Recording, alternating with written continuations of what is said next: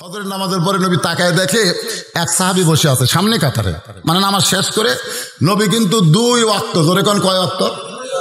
2 ওয়াক্ত নামাজের সালাম ফিরে সাহাবীর দিকে মুখ ঘুরাই, একটা হলো ফজর একটা আসর। তো ফজরের পরে তাকায় দেখে একজন সাহাবীর চোখ 2টা রক্তের মতো লাল। আল্লাহ নবী কিন্তু শুধু নবী ছিলেন না, নবী আবার বিশ্ব নেতা। সুবহানাল্লাহ কোন লাগে। আমরা মসজিদের ইমাম, আমাকে আর কোনো দায়িত্ব নাই, আমরা খালি নামাজ পড়াই আর চলে যাই। কিন্তু আল্লাহ নবী শুধু নামাজ পড়ায় না, পড়ানোর পরে আবার মুসল্লির দিকে খেয়াল করেন। নবী তাকায় বললেন, তোমার চোখ 2টা রক্তের মতো লাল কেন দেখতেছি? সাহাবীরা বলে, ইয়া রাসূলুল্লাহ, আমার চোখ 2টা রক্তের মতো লাল হওয়ার কারণ হলো এশার নামাজের পরে আমি ঘুমাতে পারি নাই। আল্লাহ নবী বললেন, কেন? বলে, যখনই ঘুমের দোয়া পড়েছি আল্লাহুম্মা বিইসমিকা আমুতু, এই আমুতু শব্দ উচ্চারণ করার সঙ্গে সঙ্গে আমার কলিজায় মৃত্যুর ভয়। জোরে কোন কার ভয়? আমার কলিজার মধ্যে কবরের ভয়। যদি আজকে রাতের মধ্যে আমার মৃত্যু হয়, এই জন্য সারা রাত আমি কোরআন শরীফ পড়েছি, দাঁড়ায় দাঁড়ায় নামাজ পড়েছি, তাহাজ্জুদের নামাজ পড়েছি, তওবা কান্নাকাটি করেছি। এগুলো করতে করতে আমার রাতের বেলা কোনো ঘুম হয় নাই।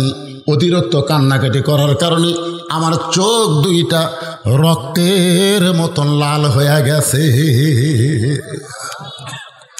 আপনারা কেউ কেউ সুবহানাল্লাহ বললেন, কিন্তু আল্লাহ নবী বললেন নাউজুবিল্লাহ, নাউজুবিল্লাহ, নাউজুবিল্লাহ। সব সাহাবী চমকে গেছে। কেরে? যে ব্যক্তি সারা রাত কোরআন শরীফ পড়ছে, নামাজ পড়ছে, তওবা করছে, কান্নাকাটি করছে, চোখ 2টা রক্তের মতো লাল হয়ে গেছে, এই কথা শোনার পরে তো সুবহানাল্লাহ বলা দরকার। আল্লাহ নবী নাউজুবিল্লাহ বলে বলতেছেন, এই ইসলাম তুমি কোথায় পেলে?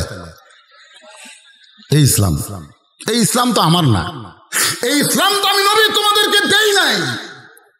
তুমি এই নতুন ইসলাম কোথায় পেলে? যেসব নামাজের পরে তুমি আবার কোরআন শরীফ পড়বা, নামাজ পড়বা, কান্নাকাটি করবা, সারা রাত এই করবা। আমার ইসলাম হলো এশার নামাজের পরে বউকে বুকের মধ্যে নিয়ে ঘুম পাড়া।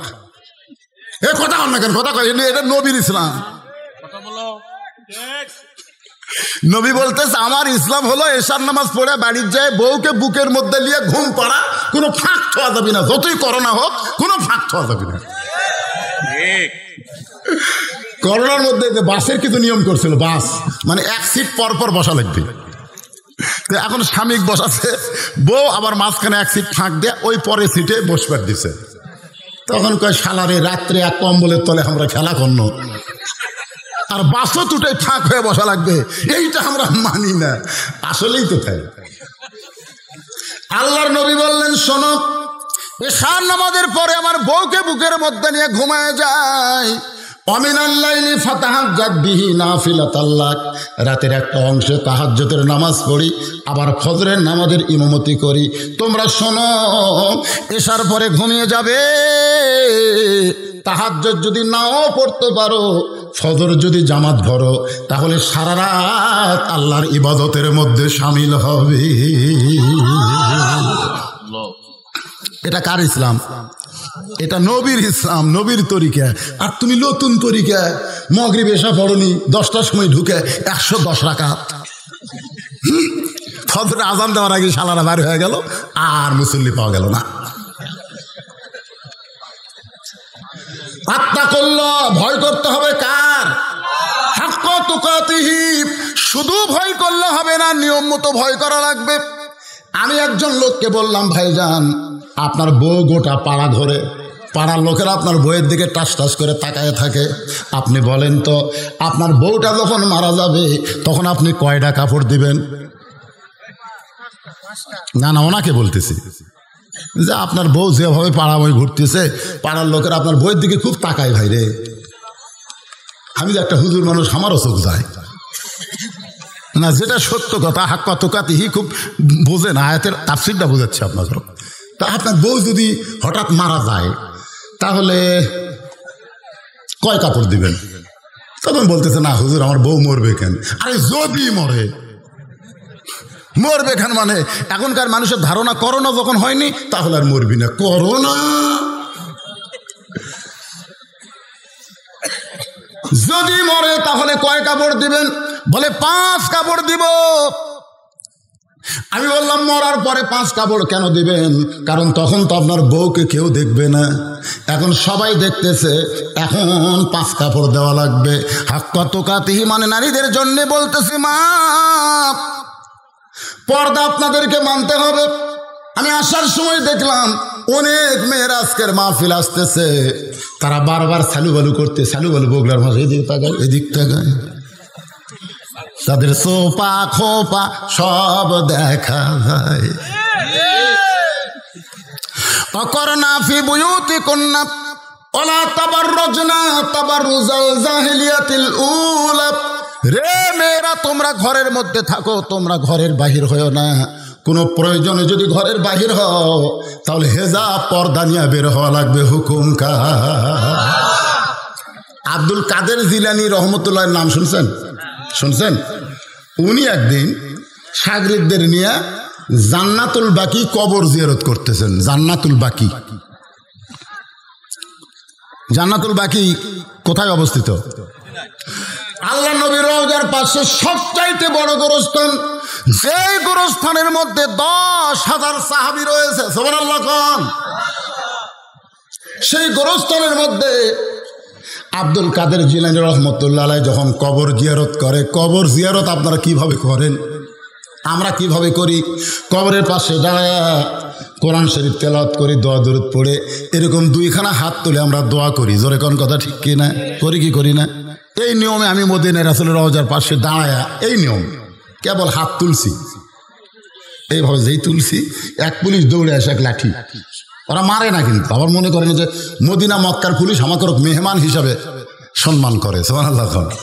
কারণ সৌদি সরকার বলেছে পৃথিবীর যে কোনো দেশ থেকে কোনো মুসলমান যদি মক্কা মদিনায় আসে তোমরা বুঝে নিও ওরা আমাদের মেহমান। সুবহানাল্লাহ বলেন। হ্যাঁ, তো এখন এই হাত যেই তুলছি, লাঠি নিয়ে আসে আমার হাতের উপর একদম ঠাসি মারতেছে, মানে নিচের দিকে ঠাসি দিয়ে, মানো কুল্লু হারাম, মানো,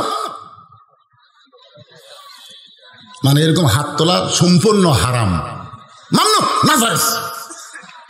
আমি হাত নামে মনে মনে কই, তুই তো শালা পুলিশ রে, আমি একটা কত বড় বক্তা, হ্যাঁ? আমারে চিনলে তুই এই ফতোয়া মারতিস? আমি গোটা বাংলাদেশ ওয়াজ করি, আর তুই সামান্য এক পুলিশ, এটা মনে মনে। ওর তো জোরে বলা যায় না, মনে মনে আমার হাতের ওপর হাত দিয়ে লাঠি দিয়ে ঠাসি মারলি, এটা আমার মন বলে। বজলুর রশিদ, তুমি যত বড়ই বক্তা হও না কেন, তুমি হলা ভেজাল দেশের মানুষ। যে তোমার হাতে লাঠি দিয়া ঠাসি মারছে সে হলো আসল দেশের মানুষ। আহা, আমার চোখ দিয়ে পানি আসলো রে। আমি কোন দেশে জন্মেছি রে, যে দেশে রমজান মাসে জিনিসের দাম বাড়ে।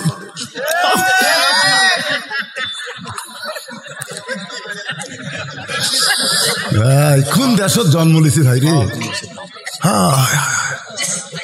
রমজানের চাঁদ উঠলে মনে হয় দোকানদাররা ডাকাত হয়ে যায়। আল্লাহর কি কাম, এবার রোজার মাস আসা লাগেনি, সাবান থেকে শুরু হচ্ছে। তোর এখন কথা ঠিক রে, কোন দেশে জন্ম খালি সোয়াবিনকে গরুর গোস্ত, ডাল তেল, যেদিকে যাবেন খালি ফাটাফাটি। সামনে রমজান মাস আসতেছে, তাহলে আমার ইমাম কি বলতেছে? বজলুর রশিদ, তুমি হলে কোন দেশের মানুষ? আরো জোরে কোন? কোরআন আছে, কোরআন আছে, কিন্তু কোরআনের আইন নাই।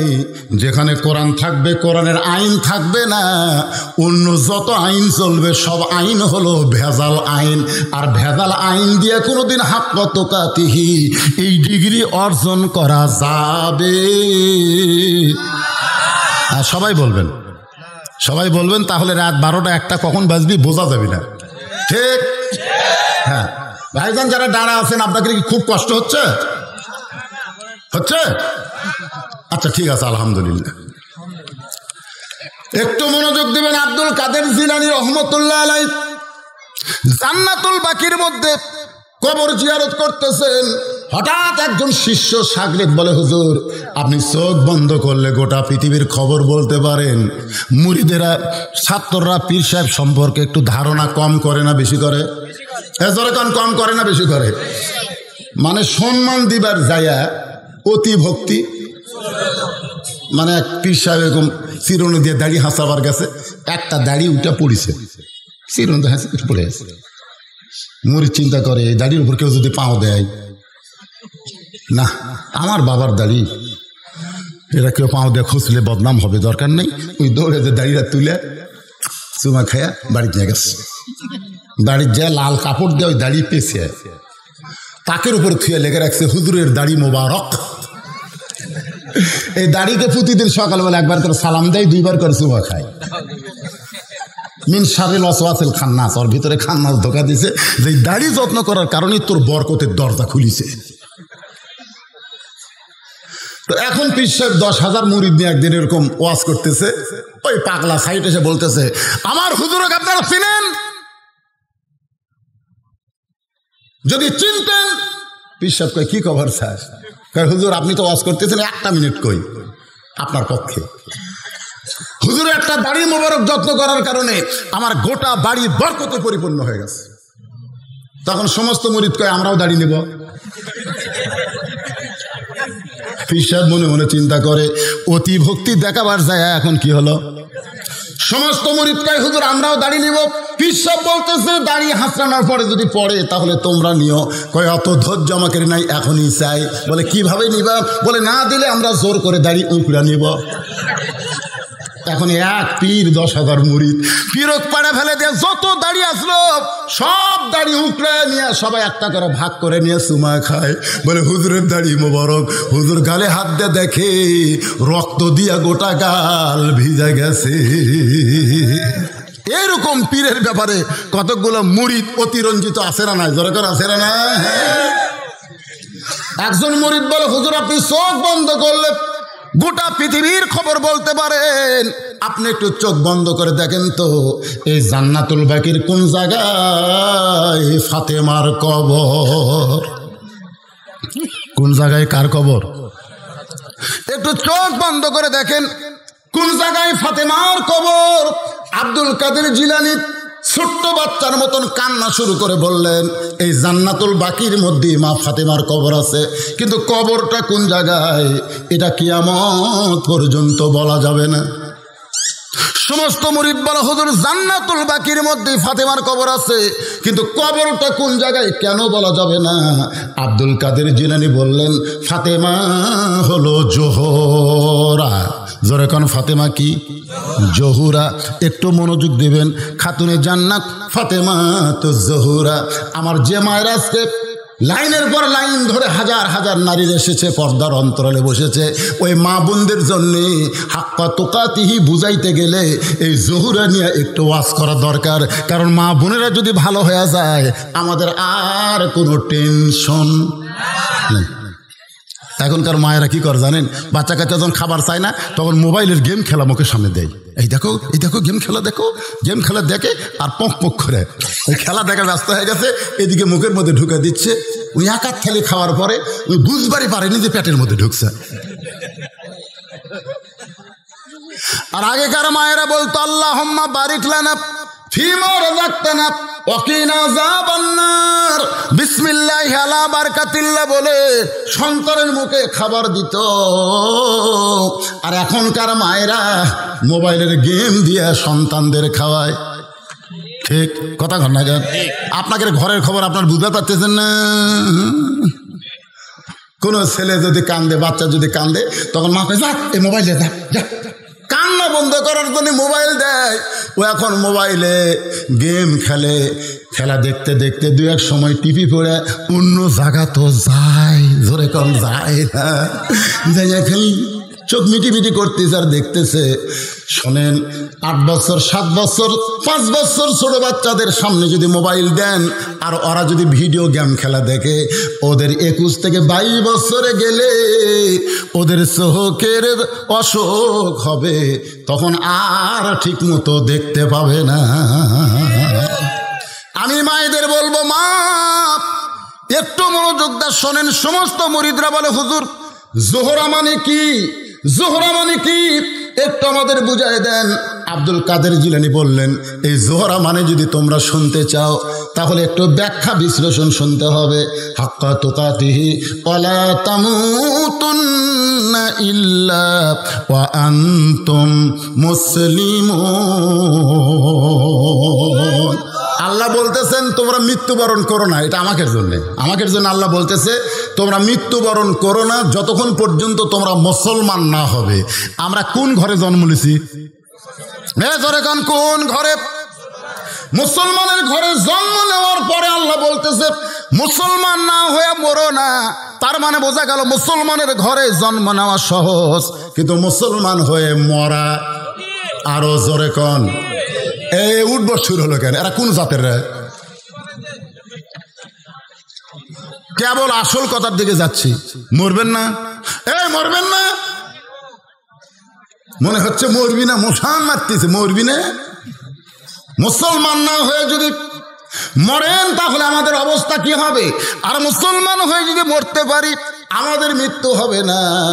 আমাদের জন্য আফতিহাত আবওয়াবুহা ওয়া ক্বালা লাহুম খাযানাতুহা সালামুন আলাইকুম তিবতুম ফাদখুলুহা খালিদিন। আব্দুল কাদের জিলানী বললেন এশার নামাজের পরে হযরত আলী, নাম কি, ঘরের মধ্যে ঢুকছে। ঘরের মধ্যে ঢুকে দেখে ঘরও সুন্দর, হাসান হোসেনকে সুন্দর করে সাজায় রাখছে। মা ফাতেমা সুন্দরী। আল্লাহ নবী বলেছেন আমার ফাতেমাকে আল্লাহ এত সুন্দরী বানাইছে জান্নাতের হুরেরা দেখলে হুরেরাও পর্যন্ত লজ্জিত হবে। সুবহানাল্লাহ কন না কেন? তাহলে ফাতেমা কি সুন্দরী কম না বেশি? আজকালকার মেয়েরা মনে করে কালো মেয়ে, অসুন্দরী মেয়েরা বোরকা পরবে। পরিমণি বোরকা পরবে কেন? পরিমণি লঙ্গি ড্যান্স মারবে, যুবকের মাথা নষ্ট করবে।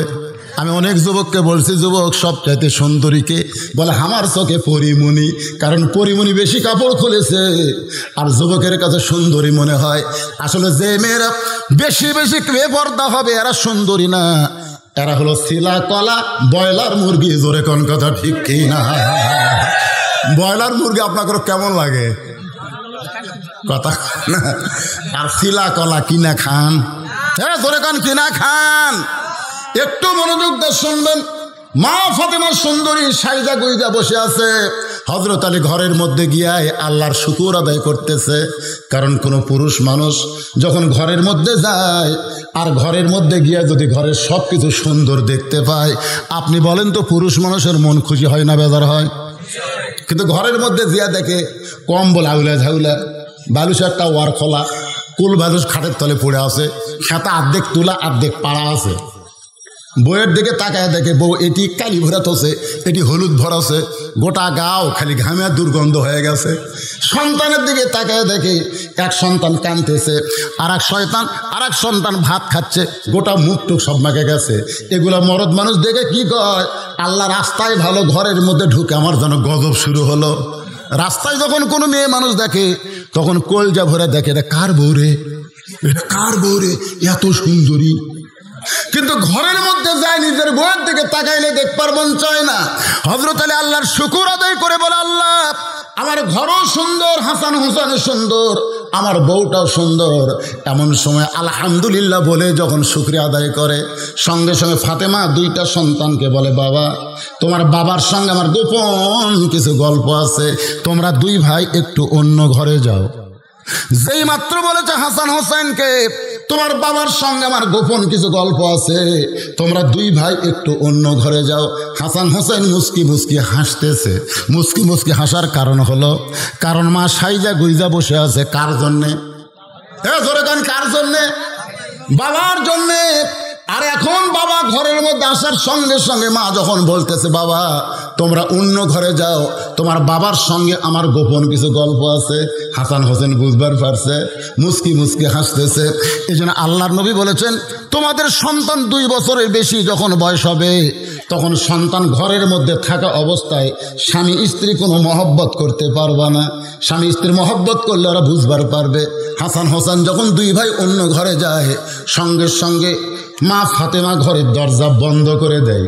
আপনার বলেন তো, সন্তান 2টাকে অন্য ঘরে পাঠায় দিয়ে বিবি যদি দরজা বন্ধ করে, তাহলে স্বামী খুশি হয় না বেজার হয়? খুশি হয়।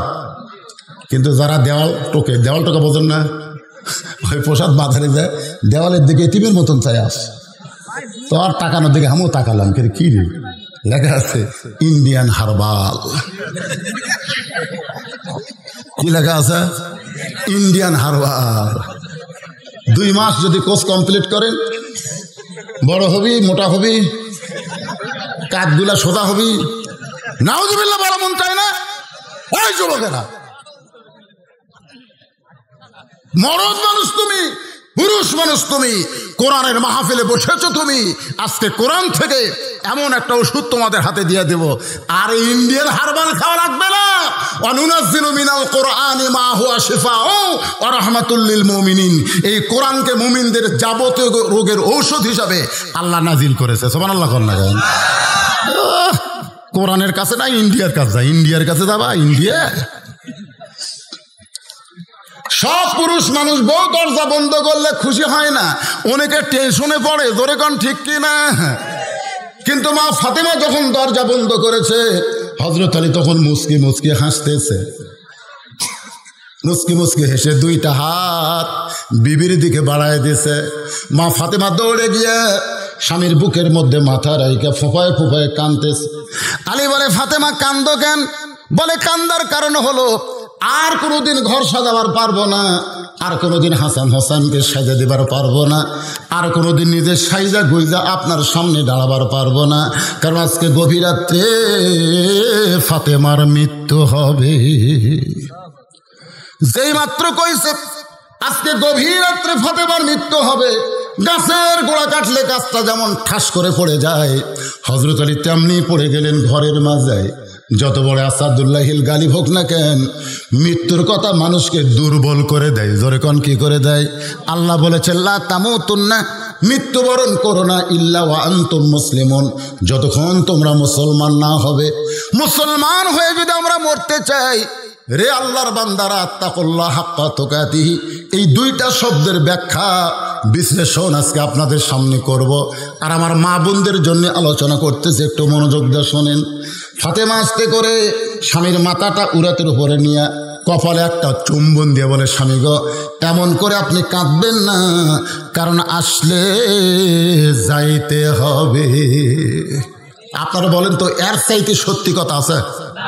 আসলে, সবাই বলেন, আসলে যাইতে হবে। এখন 6 তালাক, 1.5 লাখ টাকার খাট, 12,000 টাকার কম্বল, ওরে তার মানে দিয়ে কয়, আমার বাড়ি, আমার ঘর, আমার নামাইকে কয় না। শহরে সবচাইতে উঁচু বিল্ডিং বানাচ্ছে, ছাদের উপর যায় বলতেছে, সবাই আমার নিচে, লিফট দিয়ে উঠছে, আমাকে নামাইকে। কি দিয়ে উঠছে? লিফট দিয়ে উঠছে, আমাকে নামাইকে। এই কথা পিছন দিকে তাকায় দেখে একজন খাড়া হয়ে আস, তখন কে রে, তুই কোন দিক দিয়ে উঠলু রে? মানুষের চেহারা। তো বলতেছে, ভাই আমি তো উঠিনি রে, আমি আসছি। তো তুই কোথা থেকে আসলু? আমার নাম আজরাইল। তুই বলে নামবু না, তুই বলে নামবু না, তখন নামানোর একটা ব্যবস্থা করতেছি। ইচ্ছা নামাবি, জোরে কোন কি করে নামাবি? নামবু না, তাই নিয়ে নামাবি। এখন 6 তলায় 1.5 লাখ টাকার খাট আর 12,000 টাকার কম্বল, ওরে তো মানে দিয়ে কয়, আমার বাড়ি, আমার ঘর, আমাক নামাইকে। আমাক নামাইতে বলে যখন রাত 9টার সময় ঘুমায় গেছে, রাত 3টার সময় একটা ভূমিকম্প। জোরে কোন কি কম্প? এত ফোর্সে নামছে যে কম্বলের মধ্যে লঙ্গি পেঁয়াজ খেয়ে আছে, ওটা পর্যন্ত পরার টাইম পায়নি। এখন বলেন আল্লাহ রে কি করে নামাইছে? ন্যাংটা করে। জোরে কোন কি করে? তাহলে অহংকারী কোনো কথা যারা মানুষ তারা বলবে না, তাদের নরম কথা হলো আসলে যাইতে হবে। সবাই বলেন আসলে যাইতে হবে। কখন যাবেন? চলতে পথে 2 দিন থামিলাম, যাবার কালে একজন আরো দেখা না পাইলাম। এ কি গুনাহ হবে? গুনাহ হবে? তাহলে সবাই বলেন চলতে পথে 2 দিন থামিলাম, যাবার কালে একজন আরো দেখা না পাইলাম। ও আমার সাদের মালা যাই রে ছিঁড়ে, রইব না আর বেশি দিন তোদের মাজারে। যে কোনো সময় যদি আমাদের মৃত্যু হয় তাহলে আমরা কি হয়ে মরবো? এতক্ষণ ধরে আয়াতের কি বুঝতেছেন? মুসলমান হয়ে। জোরে করে আমরা কি হয়ে মরব? মুসলমান হয়ে যদি মরতে চাই তাহলে একটু মনোযোগ দেন। এত ঘন ঘন ওঠা বসা করেন না। মা ফাতেমা স্বামীর মাথাটা উরাতের উপরে নিয়ে কপালে একটা চুম্বন দিয়ে বলে, স্বামী গো এমন করে আপনি কাঁদবেন না, কারণ আসলে যাইতে হবে। আমি ফাতেমা সব সময় আল্লাহর কাছে দোয়া করেছি, আল্লাহ পর্দার ভিতরে আমাকে মৃত্যু দিও, কারণ দুনিয়াতে শুধু পর্দা মানলে হবে না, মরণটাও যেন পর্দার ভিতরে হয়। জোরে কোন ঠিক কি না? আপনারা দোয়া করবেন আল্লাহ আমার মৃত্যুটা সম্মানের সাথে দিও। জোরে কোন কিসের সাথে? সম্মানের সাথে দিও। অ্যাক্সিডেন্ট করে রাস্তাঘাটে মানুষ যখন মারা যায় দেখবেন মানুষের শরীরে কাপড় থাকে না, অন্য মানুষ দৌড়ে গিয়া তার কাপড় দিয়ে ইজ্জত ঢাকে। এরকম অসম্মানজনক মৃত্যু যেন আল্লাহ আমাদের না দেয়। আল্লাহ যেন সম্মানের সাথে মুসলমান হিসেবে আমাদের কবুল করে। এই দোয়া করার দরকার আছে না নাই? জোরে করে আছে না নাই? ফাতেমা বলে, স্বামী গো আমি সব সময় দোয়া করেছি আল্লাহ যেন আমার মৃত্যুটা পর্দার ভিতরে দেয়। আল্লাহ আমার দোয়া কবুল করেছে। এই জন্য রাতের অন্ধকারকে পর্দা বানায়া আজকে গভীর রাত্রে আমার মৃত্যু হবে। আমি মরে যাওয়ার পর আমার 3টা চাওয়া আপনি পুরা করবেন। জোরে কোন কয়টা? আলী কান্দার বলে, ফাতেমা গরিব ছিলাম বলে দুনিয়ার জীবনে কিছুই চাইলা না, গরিব ছিলাম বলে দুনিয়ার জীবনে কিছুই চাইলা না, চাইলে কষ্ট পাবো এই জন্য তুমি চাইলা না, মরার পরে তুমি কি চাইবা ফাতেমা? এ মায়েরা কি বলতেছে? কি বলতেছে স্বামী? যে গরিব ছিলাম বলে দুনিয়ার জীবনে কিছুই চাইলা না, চাইলে কষ্ট পাবো। অনেক বউ আছে দেখবেন যখন তখন চাই কি চায় না, যখন তখন চায় না, খেয়ালই করে না, খেয়ালই করে না যে স্বামী কি অবস্থায় আছে। এখন সব টাকা ইরির জমি চলে গেছে, ঠিক না? ধান কাটুক, একটু বাজার দর বাড়ুক, তখন দিবি না, যেরকম দিবে কি দিবে না। কিন্তু কতগুলো মেয়ে এই জিনিসটা খেয়াল করে না। আলী বলতে যে ফাতেমা দুনিয়ার জীবনে তুমি কিছুই চাইলা না, চাইলে কষ্ট পাবে। একদিন গভীর রাত্রে হযরত আলী ঘুম থেকে চেতন পাইছে। চেতন পাওয়ার পর থেকে ফাতেমা নাই। জোরে কোন কে নাই? হযরত আলী চমকে গেলেন। হাসান হোসেন ঘুম পাড়তেছে। আমার বউটা ফাতেমা আমার কাছে ঘুমাইছিল, সেই ফাতেমা কোথায় গেল? দরজাত গিয়ে তাকায় দেখে ফাতেমা মরুভূমির মধ্যে কালো চাদর গায়ে দিয়ে খুব দ্রুত গতিতে হাঁটতেছে। হযরত আলী সন্দেহ হয়ে গেল, আমার ঘরের মধ্যে ঘুমে রাইকা আমার বউটা কোথায় যায়? পিছনে পিছনে রওনা দিছে। আল্লাহর নবী যে ঘরে ঘুমায় ওই জানলার পাশে ফাতেমা দাঁড়ায় গেছে। ফাতেমা বলে, বাবা একটু মেহেরবানি করে যদি ঘরের দরজা খোলেন। রাসূল ঘরের দরজা খুলে দিলে। ফাতেমা যখন নবীর ঘরে ঢুকেছে এমন সময় হযরত আলী জানলার পাশে কানটা লাগায় দাঁড়ায় আছে। আল্লাহ নবী বললেন, ফাতেমা তুমি একা একা ঘরে কেন ঢুকলে? মা আলীকেও ঘরের মধ্যে নিয়ে আসো, আলীকেও ঘরের মধ্যে নিয়ে আসো। হযরত আলী চমকে ওঠে, মনে মনে কয় আমি জানলার কাছে এইটা নবী কেমনে জানলো? ফাতেমা বলে, বাবা আমি আমার স্বামীকে আনতে পারিনি বাবা, আমার স্বামী ঘুমের মধ্যে আছে, আমার ঘুমন্ত স্বামীকে আমি চেতন করতে সাহস পাইনি বাবা, আমি চোরের মতন একা একা এসে আপনি মেহেরবানি করে একটু ঘরের বাতি জ্বালান। রাসূল বলে, ফাতেমা কি বলবি বল, মুখে মুখে বল, বাতি জ্বালান লাগবে না। ফাতেমা বলে, বাবা আজকে বলবো না, আজকে একটু আপনাকে দেখাবার চাই। নবী যেই মাত্র ঘরে বাতি জ্বালাইছে সঙ্গে সঙ্গে ফাতেমা 2টা হাত আল্লাহর নবীর দিকে বাড়ায় দেয়। নবী তাকায় দেখে হাতের তালু আছে কিন্তু চামড়া নাই, দুইটা হাড় গোস্তের টুকরার মতন রক্তের মতন লাল দেখতে পাই। সঙ্গে সঙ্গে নবী ঘরের কোনায় গিয়ে বলে, মাবুদ, দুনিয়ার বহু ধনী ধনী যুবকেরা আমার কলিজার টুকরা ফাতেমার বিয়ের প্রস্তাব দিল, কিন্তু তুমি আল্লাহ এমন একটা গরিব আলীর সঙ্গে ঘটকালি করলা, আমার মেয়েটা বড় কষ্টে আছে আল্লাহ, আমার মেয়ের দুইটা হাত গোস্তের টুকরার মতন দেখা যায়। সঙ্গে সঙ্গে ফাতেমা মাথায় ঘোমটা দিয়া নবীর ঘর থেকে বাইরে যায়। রাসূল ডাক দেয়া বলে, ফাতেমা, আমি তো তোর বিরুদ্ধে কিছুই বলিনি মা, তুই কেন ঘর থেকে বাইরে যাস? ফাতেমা বলে, বাবা, দিবার পারবেন না ঠিক আছে, কিন্তু আমার স্বামীর বিরুদ্ধে আপনি বলবেন না। ওগো বাবা, দরকার হলে না খেয়ে থাকবো, কিন্তু আমার স্বামীর বিরুদ্ধে কোনো কথা শুনবো না। আপনি বলেছেন আল্লাহর পরে কাউকে যদি সেজদা দেওয়ার হুকুম থাকতো তাহলে প্রত্যেকটা বউকে বলতাম স্বামীর পায়ে সেজদা দাও, কিন্তু আল্লাহ ছাড়া কাউকে সেজদা দেওয়া যাবে না। এই হাদিস দ্বারা ফাতেমা বুঝে নিয়েছে আল্লাহর পরে সবচাইতে দামি হলো ফাতেমার স্বামী। আলী আল্লাহর কাছে কান্দে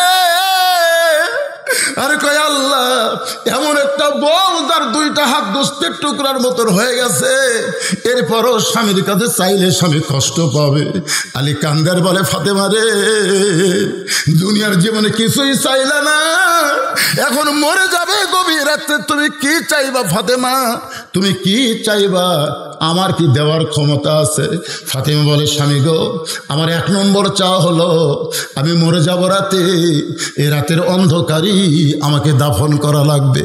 আমি রাতের বেলা মৃত্যুবরণ করব, আর দিনের আলোতে দাফন করবেন, এইটা চলবে না, রাত্রিবেলা আমাকে দাফন করতে হবে। আমার 2 নম্বর চাওয়া হলো আমার কোনো জানাজার ব্যবস্থা করবেন না, আমার জানাজা লাগবে না, আমার জানাজার কোনো ব্যবস্থা করবেন না। আলী কান্দার বলে, ফাতেমা, তুমি নবীর কলিজার টুকরা, তোমার মৃত্যুর খবর শুনলে লক্ষ মানুষ তোমার জন্য জানাজায় দোয়া করবে, তুমি কেন জানাজা নিষেধ করো? ফাতেমা কান্দার বলে, স্বামী গো, লক্ষ মানুষ যদি বলে ফাতেমা ভালো, আর আপনি যদি বলেন ফাতেমা ভালো না, ওই লক্ষ মানুষের দোয়া দিয়া ফাতেমার 1 তিল পরিমাণ লাভ হবে না। আর দুনিয়ার তামাম মানুষ যদি বলে ফাতেমা খারাপ, আর আপনি যদি বলেন ফাতেমা ভালো, এক স্বামীর সার্টিফিকেটে ফাতেমার 8টা জান্নাতের দরজা খুলে গেল। লিল্লাহে তাকবীর। তাহলে বউ ভালো হওয়া লাগবে কার কাছে? কথা কান কার কাছে? এটা হামাকের গুলা মাঝে মধ্যে লব উল্টায় খালি তুমি আমাকে দেখবার পারো না, খালি তুমি। গোটা পাড়া খুঁজে দেখো আমার বিরুদ্ধে কেউ নেই, দেখছে?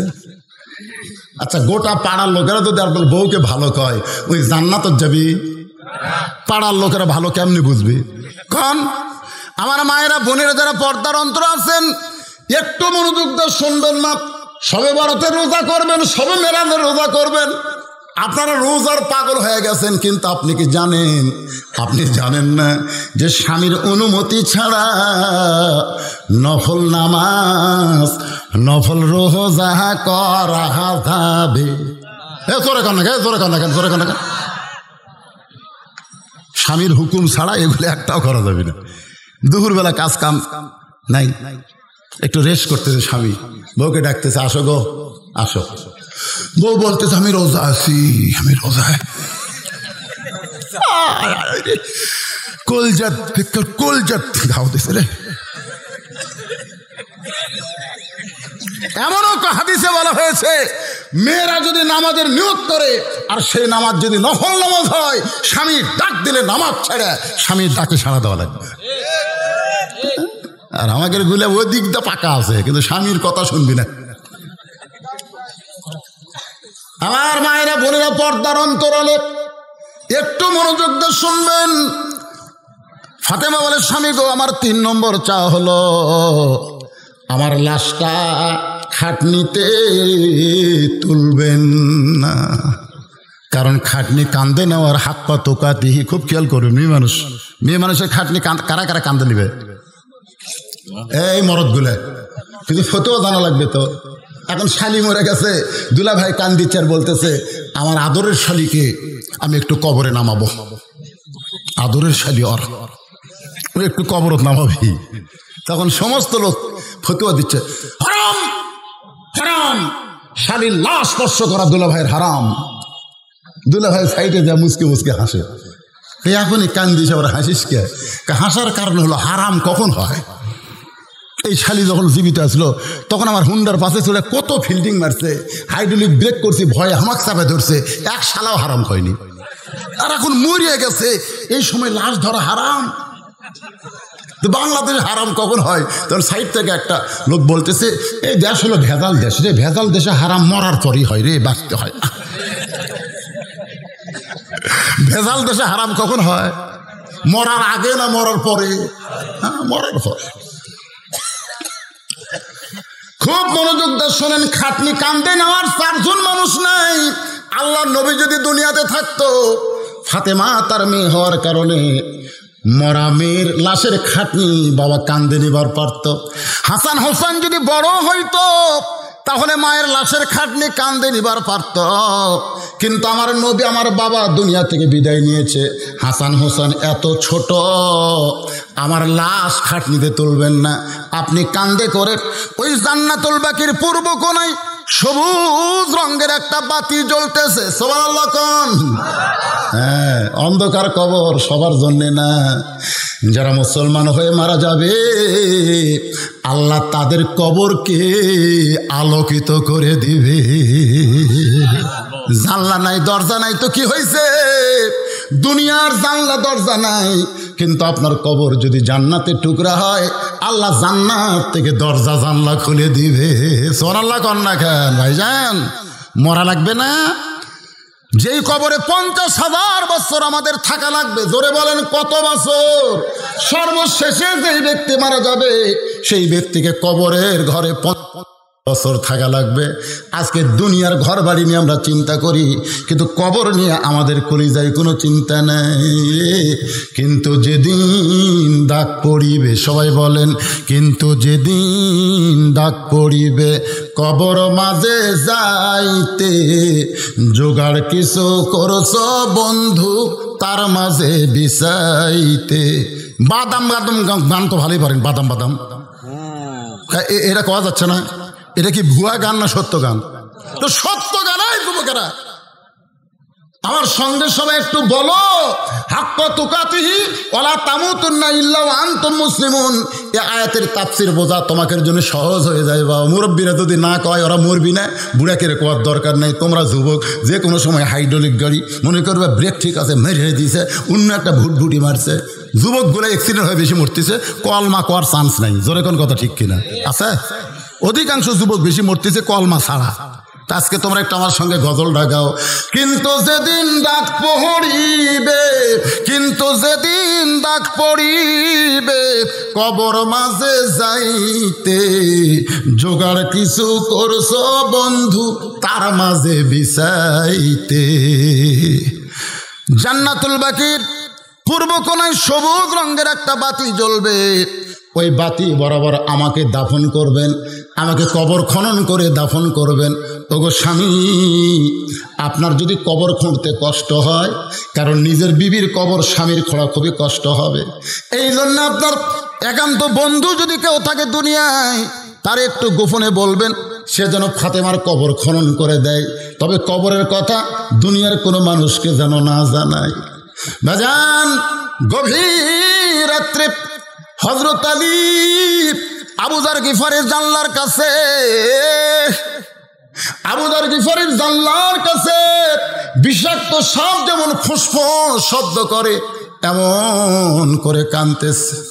আবু যার গিফারি চমকে গেল, এই গভীর রাত্রে কে কান্দে রে আমার জানলার কাছে?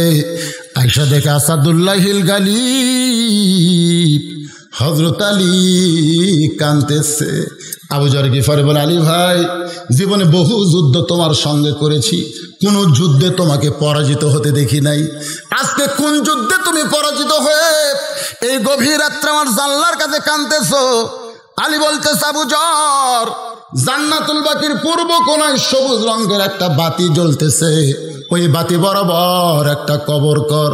আবু যার গিফারি বলে, আলী রে, এখন পর্যন্ত দুনিয়ার কেউ মৃত্যুবরণ করে নাই, মানুষ না মরলে কেন কবর খুঁড়তে হবে?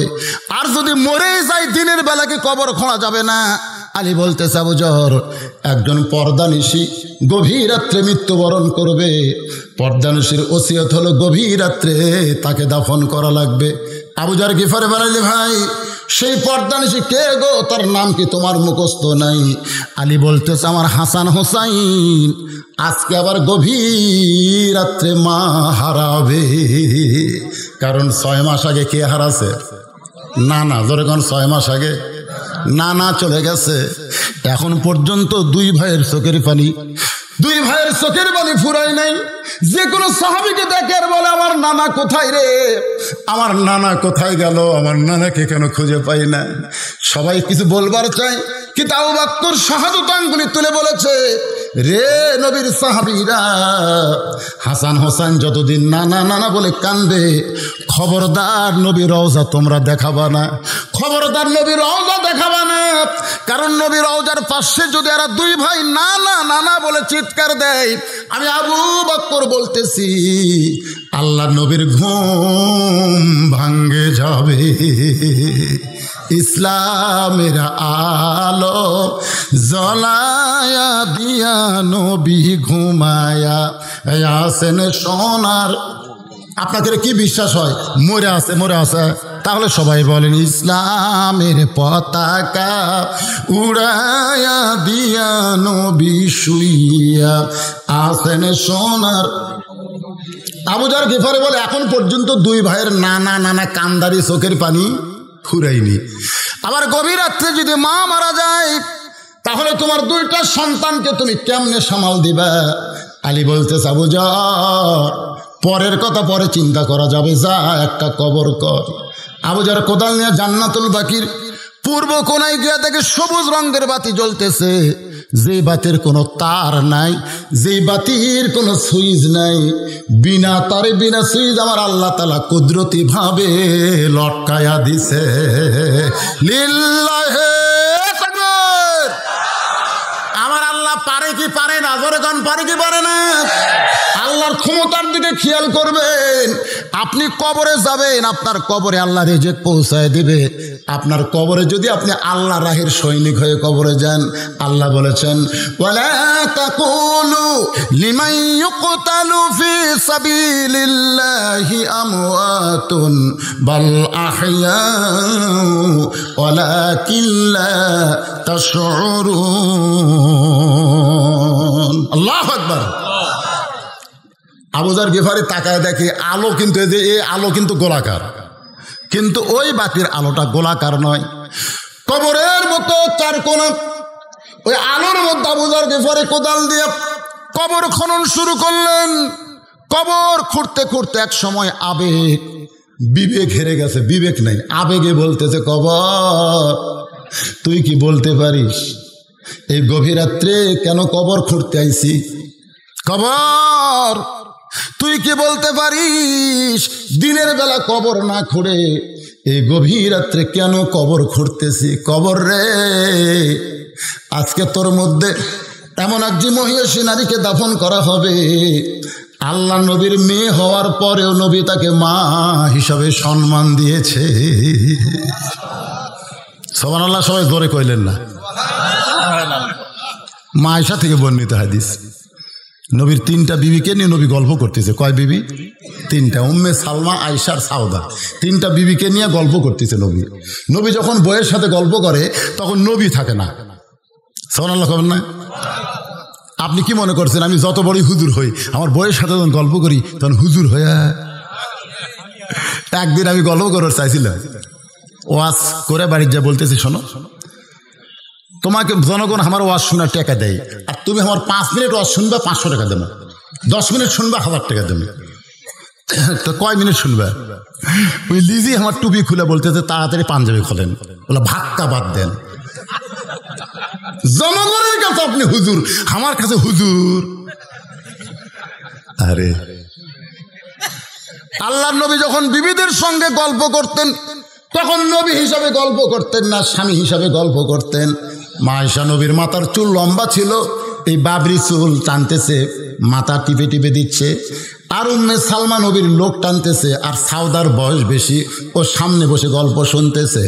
এমন সময় নবীর মেয়ে ফাতেমা ঘরের মধ্যে ঢুকছে। যেই মাত্র ফাতেমা ঘরের মধ্যে সঙ্গে সঙ্গে নবী দাঁড়ায় গেছে। যে নবী বসেছিলেন সেই নবীর সঙ্গে সঙ্গে দাঁড়ায় যায়। 6 লক্ষ হাদিসের হাফেজ মা আয়েশা চমকে গেল, নবী দাঁড়াবে কেন? নবী কেন দাঁড়াবে? নবী দাঁড়ায় বলতেছেন, মা আপনার যদি কোনো দরকার থাকতো আমাকে ডাকলেই তো আপনার কাছে যাইতাম, আপনি কেন আমার ঘরে কষ্ট করে আসলেন? আয়েশা বলে, হুজুর আপনি কি কন? আপনার মেয়ে ঘরের মধ্যে ঢুকতেছে, আপনি দাঁড়িয়ে গেলেন, এত সম্মান করে কেন কথা বলতেছেন? মেয়ের সামনে বাবাকে এত সম্মান দেয়। আল্লাহ নবী বলে, আয়েশা দুনিয়ার সবাই জানে ফাতেমা আমার মেয়ে, কিন্তু আমি নিজের চোখে দেখেছি ফাতেমা আমার মা। দুনিয়ার সবাই জানে ফাতেমা আমার মেয়ে, কিন্তু নিজের চোখে দেখছি ফাতেমা আমার মা। সঙ্গে সঙ্গে আয়েশা বললেন, এ রাসূলুল্লাহ আমিও তো জানি ফাতেমা আপনার মেয়ে, কিন্তু নিজের চোখে তাকে মা কেমনে দেখলেন? রাসূল বলে, তাহলে শোনো, ওই তায়েফের প্রান্তর থেকে রক্ত মাখা শরীর নিয়ে যখন মক্কাতে চলে আসলাম, তখন আমার দরদের চাচা আবু তালেব দুনিয়াতে নাই, আমার দরদের বিবি খাদিজাও দুনিয়া থেকে বিদায় নিয়েছে, আমাকে আদর সোহাগ করার কেউ ছিল না। তখন আমার 3টা মেয়ে একসঙ্গে ঘরের মধ্যে ঢুকে, কুলসুম, রোকেয়া, জয়নাব বলতেছে, বাবা তাইফের মানুষ এত পাথর মারলো বাবা, ও বাবা এই কষ্ট আপনি কেমনে সহ্য করবেন? 3টা মেয়ের মতন কথা বলে যখন ঘর থেকে বাইরে যায়, এমন সময় আমার মেয়ে ফাতেমা ঘরের মধ্যে ঢুকি দরজা বন্ধ করে দেয়। আমি নবী চমকে গিয়ে বললাম, ফাতেমা ঘরে ঢুকে কেন দরজা বন্ধ করলে মা? ফাতেমা বলতেছে, বাবা আপনার মাধ্যমে আল্লাহর সঙ্গে একটু কথা বলবার চাই, আপনার মাধ্যমে আল্লাহর সঙ্গে একটু কথা বলবার চাই। আল্লাহ নবী বলে, ফাতেমা দরজা খোল। ফাতেমা বলতেছে, গোপন কথা দরজা খুলে বলা যাবে না। আল্লাহ নবী বলে, ফাতেমা কি বলবার চাস? ফাতেমা বলতেছে, বাবা ও বাবা শোনেন, আল্লাহ ইব্রাহিম নবীর জন্য নমরুদের চুলা যদি শান্তির বাগান করতে পারে, মুসা নবীর জন্য সাগরকে যদি আল্লাহ রাস্তা বানায়, তাহলে আমার বাবার জন্য আল্লাহ তায়েফের পাথর কেন তুলা বানাবার পারল না? কেন ফুল বানাবার পারল না?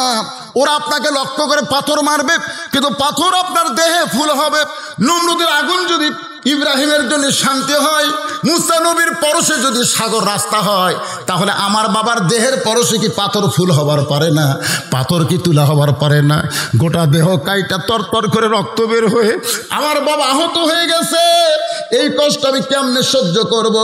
এই কথা বলে ফাতেমা ঘরের দরজা খুলে যখন বাইরে যায়, নবী চিন্তায় পড়ে গেলেন, আমার ফাতেমা কি পাগলি হয়ে গেল নাকি? তাকায় দেখে উঠানে পানি গরম করতেছে, আর জয়তুনের তেল গরম করে বলতেছে, আল্লাহ তুমি কষ্ট নিও না, তুমি রাগ করো না, তোমার বাবা যদি আজকে তাইফে যাইতো আল্লাহ, আর তাইফবাসী যদি তোমার বাবাকে পাথর মারতো, তাহলে তোমার কেমন লাগতো? তোমার বাবা নাই বলে তুমি ফাতেমার বাবার দরদ বুঝলা না। নবী ডাকতে বলে, ফাতেমা রে, আল্লাহর সঙ্গে ঝগড়া করা হয় না মা। ফাতেমা বলে, বাবা জন্মের আগেই বাবা হারাইছেন, বাবার দরদ আপনি কেমনে বুঝবেন? আপনি জন্মের আগে বাবা হারাইছেন, আর আপনার আল্লাহর তো বাপ মা নাই। যাদের বাপ মা আছে তারা বোঝে, বাপ মার দেহে যদি কষ্ট হয়, সন্তানের কলিজায় কেমন কষ্ট লাগে। রাসূল বলে, আয়েশা রে, ফাতেমা পানি গরম করে জমজমের তেল গরম করে ঘরের মধ্যে ঢুকে দরজা বন্ধ করে দেয়। আমি বললাম, আর দরজা বন্ধ করিস না। ফাতেমা বলে, বাবা সন্তান যখন বড় হবে তারে গোসল করাবার গেলে দরজা বন্ধ করতে হয়। রাসূল বলে, আয়েশা ফাতেমার উরাতকে বালিশ বানায় দিয়া ফাতেমা আমার দেহের কাপড় খুলে যত জায়গায় তায়েফবাসী পাথর মারছে, ওই নরম কাপড় গরম পানির মধ্যে চুবড়ায়া চুবড়ায়া আমার গোটা দেহ পরিষ্কার করে ওই নরম আঙ্গুলে যখন জয়তুনের গরম তেল নিয়ে আমার ক্ষতস্থানে লাগায়া দেয়, আমি কখন নবী জানো ঘুমায় গেছি, আমার মনে নাই। আমি ঘুমের ঘরে স্বপ্নে দেখি আমার শিয়রের পাশে আমি না দাঁড়ায় কাঁদতেছে। আমি নবীর স্বপ্নকে সত্য মনে করে বললাম, মা আইসেন যখন আর আমি যাইতে দেব না। এই বলে মা আমিনার খপ করে হাতটা যখন চাইপা ধরেছি স্বপ্নে, এমন সময় ফাতেমা আমার কপালে চুমা খায়।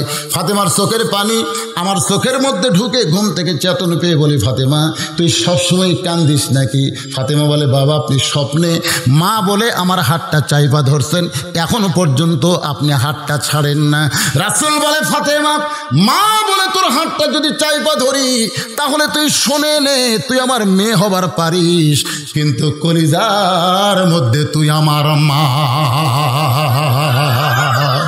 আবু যার গিফারি বলে, কবর তোর মধ্যে এমন একজন বিবিকে রাখা হবে যার স্বামী হলো আসাদুল্লাহিল গালিব। কবর রে, তোর মধ্যে এমন একজন মাকে রাখা হবে যার 2টা সন্তান জান্নাতি যুবকের সর্দার হবে। রে কবর, খবরদার বেয়াদবি করবি না। এই বলে আবার যখন কোদাল মারতে চায়, গায়েব থেকে কে যেন বলতেছে, এটা কিন্তু ফাতেমার জন্য নয়, এই শব্দটা আমাদের জন্যে। ধরে কোন কার জন্যে? আবার মনে মনে বলবেন না ফাতেমার জন্যে, ফাতেমার জন্য নয়, দুনিয়ার সমস্ত যারা মৃত্যুবরণ করবে মুসলমান হয়ে তাদের জন্যই বলা হচ্ছে। কবরের ভিতর থেকে নয়, বাহির থেকে একটা আওয়াজ আবু যার গিফারির কানে আসতেছে, আবু যার কার মা, কার মেয়ে, কার বিবি, এইটা কবর দেখবে না। আমল যদি ভালো হয় কবর জান্নাতের টুকরা হয়ে যাবে, আর আমল যদি খারাপ হয় কবর জাহান্নামের গর্ত হয়ে যাবে। এই শব্দ শোনা মাত্র আবু যার গিফারি আর কোদাল মারতে পারে নাই, গোটা দেহ থরথর করে কাঁপতেছে। আমল যদি ভালো হয় কবর কি হবে? জান্নাত হবে। আমল যদি খারাপ হয় কবর জাহান্নাম হয়ে যাবে। আজকে আমার সামনে আমরা যত মানুষ বসে আছি ভাইজান, আমার যে ভাইরা দাঁড়িয়ে আছে, আমাদের সকলকে কবরে যাওয়ার দরকার আছে না নাই? ওই দেখেন একসাথে 4 জন উঠছে, ওরা 4 জন কবর যাবে না? ওরা যাবে না? না না, কি কথা রে বারে, এত একটা দামি কথা নিয়ে আপনাদের সামনে বলতেছি। আসলে যাইতে হবে, আসলে তো কি নিয়ে যাবেন, কি নিয়ে যাবেন? একটা পাগল মাঝে মধ্যে খলিফা হারুনের দরবারে যাইতো, বাহলুল পাগল, জোরে কোন কি পাগল, কখনো হাসতো কখনো কাঁদতো। উজির নাজির মন্ত্রীরা বিরক্ত হয়ে একদিন খলিফা হারুনকে বললেন, এই পাগলকে রাজ দরবারতে বের করে দেন, এত চাল চলন ঠিক নেই। খলিফা হারুন দেখলো পাগলকে তো জোর করে বার করা যাবে না, পাগলকে কৌশল করে বার করা লাগবে। খলিফা হারুন বাহলুল পাগলের কাছে ডাক দিয়ে বলেন, ভাই একটু আই। যেই কাছে গেছে একটা লাঠি হাতে দিয়ে বলতেছে, এই লাঠিটা তোরে দিয়ে দিলাম, তোর চাইতে বোকা মানুষ যদি পাস লাঠিটা দিয়ে দিস। তো বাহলুল পাগল লাঠি নিয়ে হাসতে হাসতে তখন চলে গেল। তখন খলিফা হারুন বলতেছে, পাগল আর আসবে না, কারণ ওর চাইতে বোকা মানুষ দুনিয়ার নাই, তো ওই খুঁজাও পাবি না, ওর কামও শেষ হবে না। আসলেই কয়েক বছর ওই বাহলুল পাগল কিন্তু আর আসেনি, কয়েক বছর। খলিফা হারুন দুর্বল হয়ে যখন বিছনায় পড়ে গেছে, তখন বাহলুল পাগল লাঠি নিয়ে হাজির। ওই লাঠি নিয়ে এসে বসে আছে। বাহলুল পাগলের দিকে তাকায় খলিফা হারুন বলে, এত বছর হয়ে গেল তারপরেও তুমি বোকা মানুষ পাও নাই, তোমার চাইতে বোকা মানুষ পাও নাই, লাঠি নিয়ে বসে আছো। বাহলুল পাগল বলে, যাবো না, আমার মনে হয় আজগা পাওয়া যাবে। খলিফা হারুন কয়, পাগলা নাকি, এ ঘরে তুমি আর আমি আর তুমি, বোকা মানুষ কোথায় পাবা? বাহলুল পাগল বলে, যাবো না। মনে করেন আপনি যেখানে আছেন জায়গার নাম কি? কয় বাগদাদ। মক্কা শহরে 10 দিনের সফরে যাবেন, তাহলে আপনি কেমনে যাবেন? খলিফা হারুন বলে, মক্কা হলো আমার অচেনা, বাগদাদ হলো আমার চেনা। চীনা শহর থেকে অচেনা শহরে যদি 10 দিনের জন্য যায়, তাহলে মাল সামানা জোগাড় করে রওনা দেওয়া লাগবে, ওখানে যায় যেন আমার কোনো কষ্ট না হয়। বাহলুল পাগল বলে, যাবো না।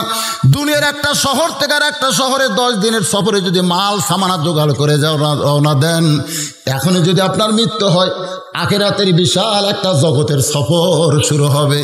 ওই সফরে বিপদ আপদ মুসিবত থেকে বাঁচার জন্যে আপনি কতটুকু সামানা জোগাড় করেছে? খলিফা কান্দে। বাহলুল পাগল বলে, এই দুনিয়াতে আসার পরে মৃত্যু তার সামনে আছে, এইটা জানার পরেও যারা কবরের পাথেও জোগাড় করে না, তারাই হলো সবচাইতে বড় বোকা। আপনার লাঠি এখন আপনি নেন, তাহলে সবচাইতে বড় বোকা কে? দুনিয়াতে আসার পরে মৃত্যু আছে এটা জানার পরেও যারা কবরের পাথর জোগাড় করে না তারাই হলো বোকারে। আজকে এই মাদ্রাসার জন্য আমি 100টা কোরআন শরীফ আপনাদের কাছে চাবো। যারাই দিবেন মনে করেন একটা কোরআন মাদ্রাসায় দেওয়া অর্থই আপনি কবরের পাথর জোগাড় করলেন। এক কোরআন শরীফ মাত্র 500 টাকা, মাত্র 500 টাকা লগত, এগুলো বাকি হবে না। লগত 500 টাকা দিবেন। আল্লাহ যেন একটা কোরআন দান করার কারণে, মাদ্রাসা একটা কোরআন দেওয়ার কারণে আপনার কবরের পাথর যেন আল্লাহ কবুল করে। সকলে বলে আমিন। কেউ যদি মনে করে হুজুর আমার বাপ মা মারা গেছে, বাপ মা রুহের মাগফিরাতে নবীর এতিম মাদ্রাসা একটা কোরআন শরীফ বাবদ মাত্র 500 টাকা বাজান, আপনি 500 টাকা দিবেন, একটা কোরআন দানের পুরোপুরি সওয়াব আল্লাহ আপনার কবরের পাথর হিসেবে দিয়ে দিবে। বাবা চলে আসেন, মাত্র 100 জন, একজন ওটা বসা করবেন না, যারা দিবেন না বসে থাকেন, বাকি ওয়াজ শুনবেন, তাতে রাত যত বাজে বাজুক। আমি কি ঘড়ি ধরে ওয়াজ করি তাই না? ঘড়ি ধরে করি না, কেবল বাজতেছে 12টা 2। আমি যখন উঠছি তখন 10:30। আসেন, একজন আল্লাহর বান্দা আসেন 500 টাকা নিয়ে। একজন দিল, আপনি চুর করেন, দেন, আপনি থেকে এক কোরআন নিয়ে কাম হবি তাই। মাশাআল্লাহ, 2টা পাওয়া গেল, 3টা পাওয়া গেল, 100টা চাইছি। ভাই রে উঠবেন না, আপনার যদি কেউ উঠে যান, মনে করেন মাদ্রাসার খালি গুনতিছে কয়টা হলো। আর একজন কোরআন শরীফ বাবদ 500 টাকা কবরের পাথর হিসাবে দান করেছে। আল্লাহ দানকে কবুল করেন, আল্লাহুম্মা আমিন, আল্লাহুম্মা আমিন। কবুল করো। অনেক টাকা আপনার দান করছেন, টাকা খেলে হাত মাশাআল্লাহ মাশাআল্লাহ। একটু জিকির করেন লা ইলাহা। বসেন, সবাই বসেন, যারা গেছে চলে গেছে অসুবিধা নেই। আপনারা একটু সামনের দিকে আসেন তো ভাই, খালি পিছন থেকে উঠে সামনে আসবেন। 1 বছর কোনো ডাক্তারকে যাওয়া লাগবে না, উঠবেন 1 বছর, বসবেন 1 বছর, তাহলে সামনে আসেন, ওঠেন, একটা ঝাড়ি দেন, ঝাড়ি দিলে আপনার ভিতরে বেদি বেরাম যা আছে ঝড়ত করে পড়ে যাবে। হ্যাঁ, কোরআনকে বিশ্বাস করে সামনে দিয়ে চলে আসেন আর জিকির করেন লা ইলাহা ইল্লাল্লাহ, লা ইলাহা ইল্লাল্লাহ, লা ইলাহা ইল্লাল্লাহ, লা ইলাহা ইল্লাল্লাহ, লা ইলাহা ইল্লাল্লাহ, লা ইলাহা, লা ইলাহা ইল্লাল্লাহ মুহাম্মাদুর রাসূলুল্লাহ সাল্লাল্লাহু আলাইহি ওয়াসাল্লাম।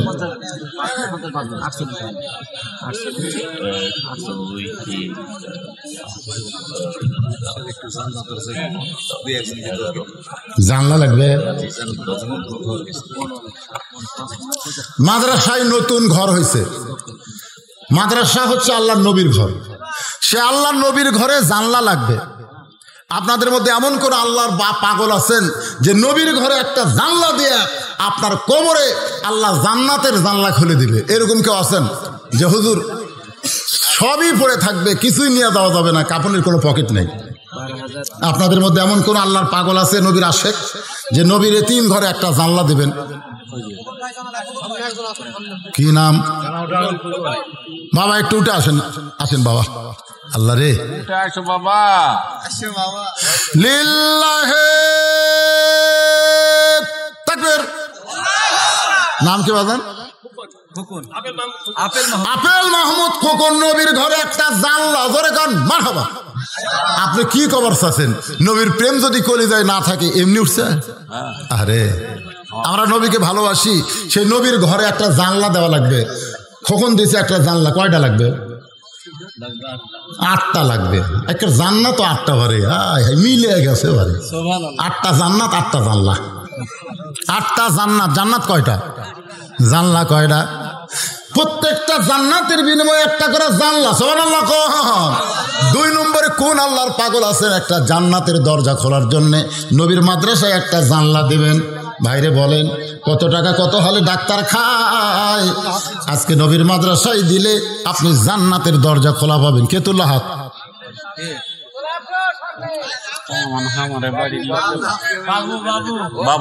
বাবু আপনার বাড়ির লোক? বাবু, বড় বউয়ের বাবু একটা জানলা, ধরে গান মারহাবা লিল্লাহে তাকবীর। মাশাআল্লাহ। আর কেউ আছেন জানলা? দেখেন, হাত তোলেন।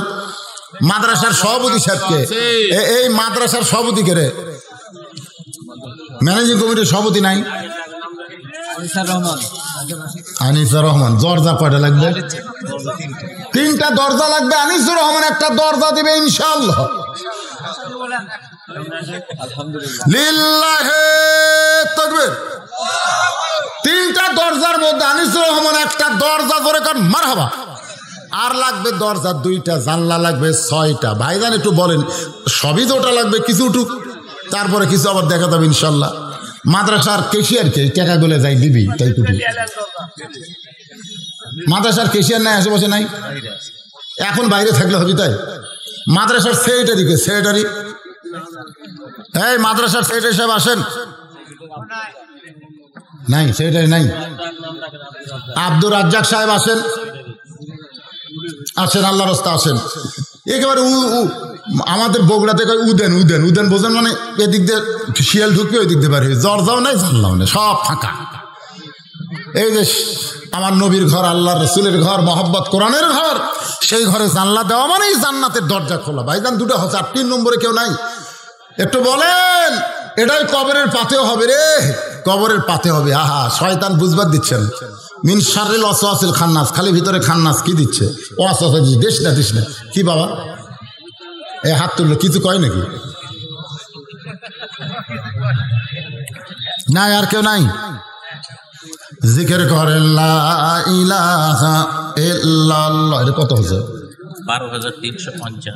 এটা কি বেচা এটা হলো রে? 500 করে দিলে তো 12,000 হবে। 350 জানি ওটি বলছেন। 12,000 মানে কয়টা কোরআন হচ্ছে? 24টা কোরআন। চাইছিলাম 100টা, পাইছি 24টা। যদি কোন আল্লাহর পাগল বলে হুজুর 25টা কোরআনের জন্য একটা কোরআন শরীফ দেব, তাহলে 500 টাকা এখানে জমা দেবেন। ভাইজান 2টা জানলা একটা দরজা হয়েছে, লাগায় কোনো কাম হবি না। 3টা দরজা অন্তত লাগবে, তার মধ্যে একটা পাওয়া গেছে। 2 নম্বরে মাদ্রাসার সেক্রেটারি সাহেবের নামে একটা লেখেন, লেখেন। মাদ্রাসার সেক্রেটারি আসে না তো কি করবি? হ্যাঁ, সেক্রেটারি সাহেব আসেন। মাদ্রাসার কেশিয়ার সাহেব এটাও নাই, কেশিয়ার সাহেব নাই। মাদ্রাসার সদস্যও নাই, এই মাদ্রাসার সদস্য নাই। এমনি এমনি মাদ্রাসা চলে, সেগুলো দাওয়াত দেননি না, আসেনি তো। সদস্য কে আছেন? এটা মাদ্রাসার সদস্য। কি দিবেন ভাই, আপনি কি দিবেন? কোন 2000 টাকা। একটা জানলাত কত লাগে? তো 6,000 4,000 টাকা দিয়ে একটা জান্নাতের দরজা খোলা, এটা দাতা কথা। 8টা জান্নাত, 8টা জানলা, কি কম দেওয়া যাবে? ও খালি দিবার চাই, পরে যদি না পারি। কথা 2 রকম করবে না, তার মানে উনি 2,000-এর মধ্যেই থাকবে। আল্লাহ দানকে কবুল করেন। নেক নিয়ত 3,000 ধরে বলেন মারহাবা। হাফ জানলা হচ্ছে বারে, হাফ জানলা রে। আর একটা সদস্য 3 দিয়ে একটা জানলা করা হলেন। আর একটা সদস্য কেউ নাই এখানে? আপনি সদস্য? এই বাবজান কি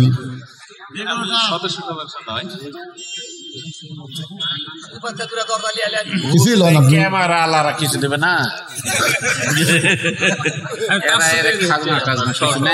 ও সহসভাপতি, আপনি একটা কিছু দেন। 5,000 আগে দিচ্ছেন? মাশাআল্লাহ, এগুলো কাম তো আগে হয়ে গেছে।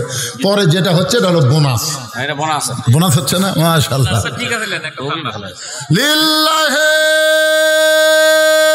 তাকবীর। নাম কি বাবজান? মোহাম্মদ আব্দুল হাকিম দেওয়ান। মোহাম্মদ আব্দুল হাকিম দেওয়ান একটা জানলা করে কান মারহাবা। তাহলে কয় জানলা হলো?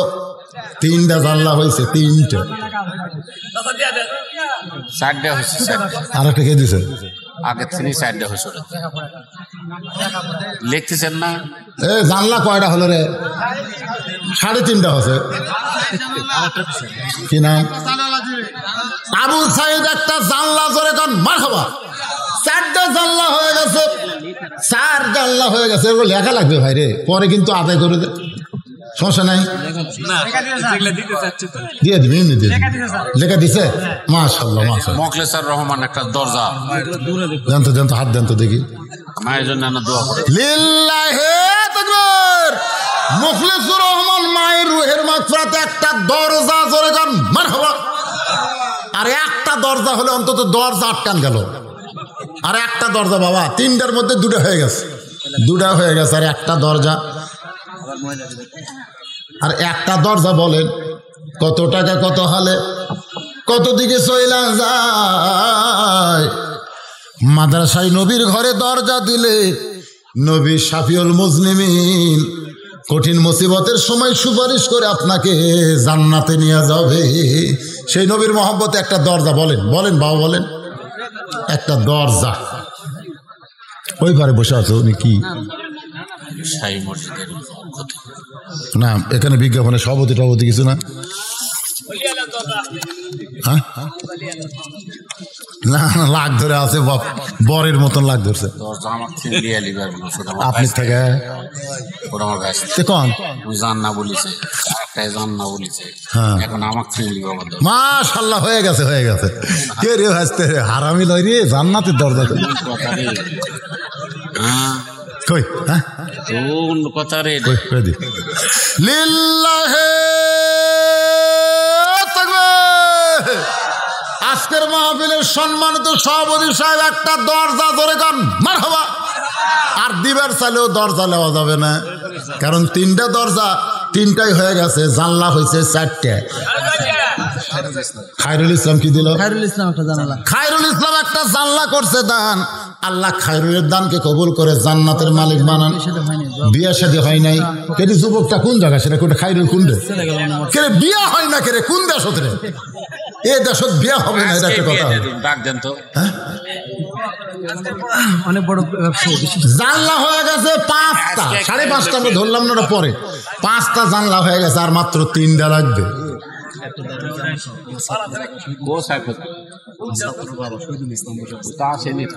আমার ভাইজানের ছাত্র বাবা শহীদুল ইসলাম কে? শহীদুল ইসলাম কোনটা? এই শহীদুল ইসলাম কোথায়?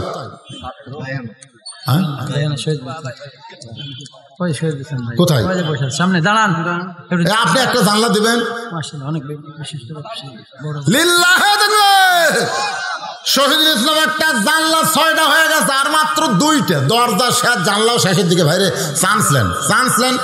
আর 2 জন আল্লাহর বান্দা বলেন 8টা জান্নাত 8টা জানলা, 8টা জান্নাত 8টা জানলা। এই চেয়ারের মধ্যে কেউ নেই, আশেপাশে কেউ নাই, টেজের উপরে দেখেন, আর মাত্র 2টা লাগবে, আর মাত্র 2টা মা বোনদের মধ্যে তো একটা জানলা দেওয়া দরকার। বাবুল আসেনি? বাবুল করে বা জোর করে লেলবেন দেখেছেন? বাবুল কইতে আসেনি কেন? বাবুল একটা জানলা আমরা হাসতেছি না, দিবে না? এতগুলো মানুষ না দোয়া করতেছে আল্লাহ বাবুল একটা জানলা ইনশাল্লাহ দিয়ে দিবে, আর মাত্র একটা লাগবে ভাই।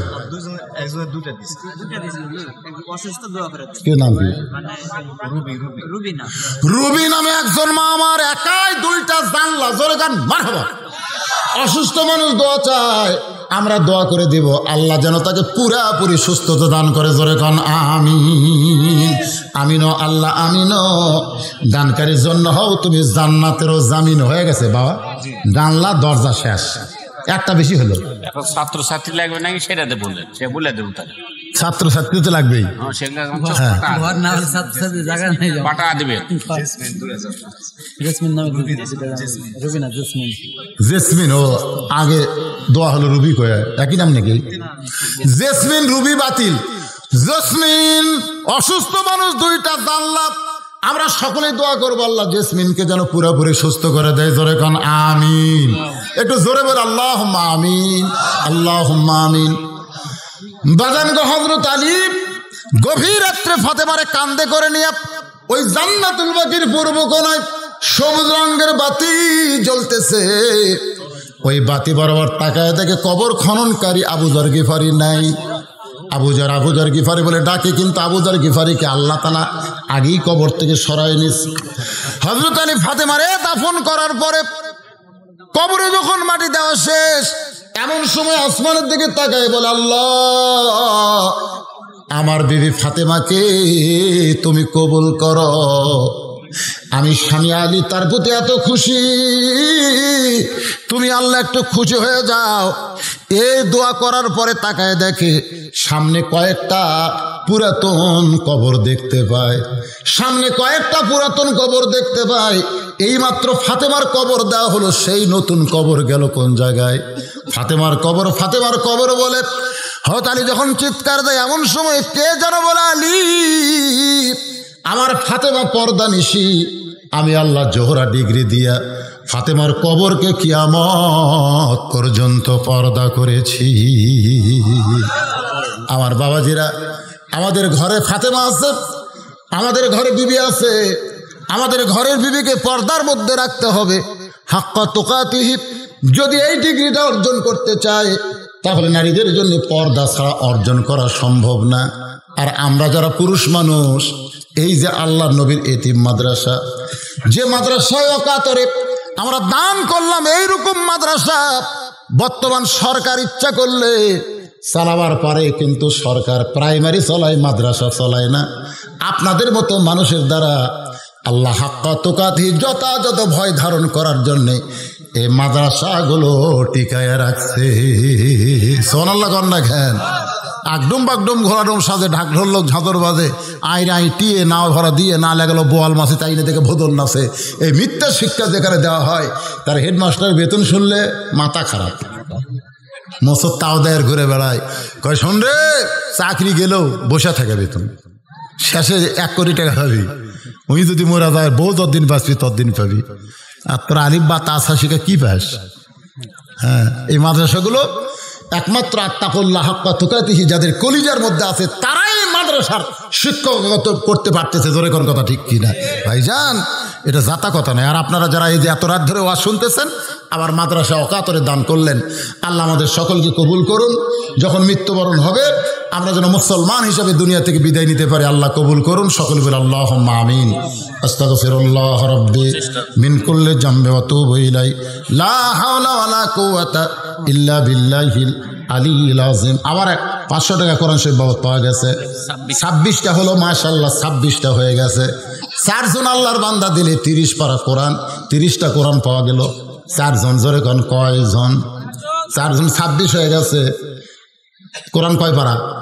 30 পারা। তাও মানুষ কবার যাকে 100টা হুজুর চাইছিল, 30 পারা 30টা পাশে রে, তাও জনগণ বলবে। দেখেন তো 4 জন আল্লাহর কোনো পাগল আছেন যে নবীর এতিম মাদ্রাসায় কোরআন শরীফ বাবদ কবরের পাথেও জোগাড় করার জন্যে মাত্র 500 টাকা দিবেন? আল্লাহ যেন কবরের পাথে হিসাবে কবুল করে। জোরে বলে আল্লাহুম্মা আমিন। মাশাআল্লাহ মাশাআল্লাহ, ছোট্ট একটা বাচ্চা চলে আসতেছে একটা কোরআন নিয়ে, মাশাআল্লাহ। কেরে বারে কয়টা রে? লিল্লাহে তাকবীর। আমার মন কত ছোট, আমি বলতেছি একটা নিয়ে আসতেছি, একটা ওই 4 আনছে। সুবহানাল্লাহ মাশাআল্লাহ। ওটা কে হয়?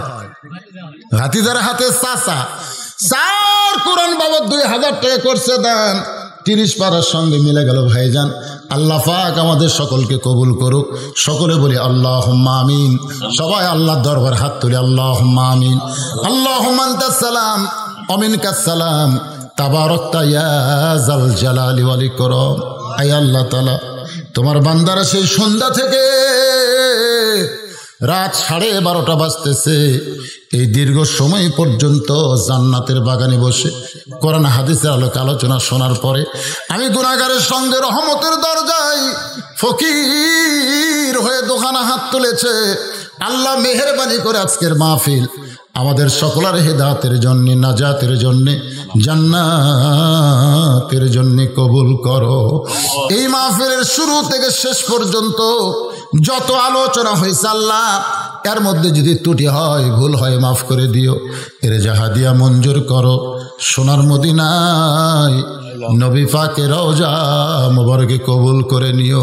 তামাম আম্বিয়ায়ে কেরাম, আসহাবে কেরাম, তাবিঈন কেরাম, তাবা তাবিঈন কেরাম, তামাম পৃথিবীর মাটির নিচে যত মুমিন মুমিনাত শুয়ে আছে আল্লাহ, সকলের আরওয়াহ পরে হাদিয়া কবুল করো। মাবুদ, আমরা যারা হাত তুলেছি, আমাদের মধ্যে জনম দুঃখনী মা যাদের কবরের ঘরে চলে গেছে, আল্লাহ মেহেরবানি করে মায়ের কবরকে জান্নাতের টুকরা বানিয়ে দাও। ছোট্ট একটা শব্দ হলো মা। যাদের মা নাই, একটাবার চোখ বন্ধ করে চিন্তা করে দেখেন, মায়ের মতন আপন কেহ নাই রে নিহিয়ায়। বাবার বাড়ি ঘর সবই আছে, আমি সহ আমরা যারা বাবা হারিয়ে হয়ে গেছে, আল্লাহ মেহেরবানি করে বাবার কবরটাকে জান্নাতের টুকরা কবুল করো। আমাদের দাদা দাদি নানা নানি আত্মীয় স্বজন যাদের কবর গেছে, আল্লাহ কবরবাসীদের মাফ করে দাও। আল্লাহ এই বড় হই সোলাইমানিয়া মাদ্রাসাকে কিয়ামত পর্যন্ত কবুল করো। মাদ্রাসার জায়গা জমি দিয়া আজকে যারা কবরের বাসিন্দা হয়ে গেছে, আল্লাহ তাদের কবরকে জান্নাতের টুকরা বানাও। আল্লাহ আজকে মাদ্রাসার মহব্বতে নগদে বাকিতে হাজার হাজার টাকা তোমার বান্দা বান্দিরে দান করেছে। আল্লাহ কে কোন নিয়তে দান করেছে, আল্লাহ নেক নিয়ত নেক আশা কবুল করো। আল্লাহ সকলকে ইমানের সঙ্গে মৃত্যুবরণ করে কবরকে জান্নাত হিসাবে কবুল করো।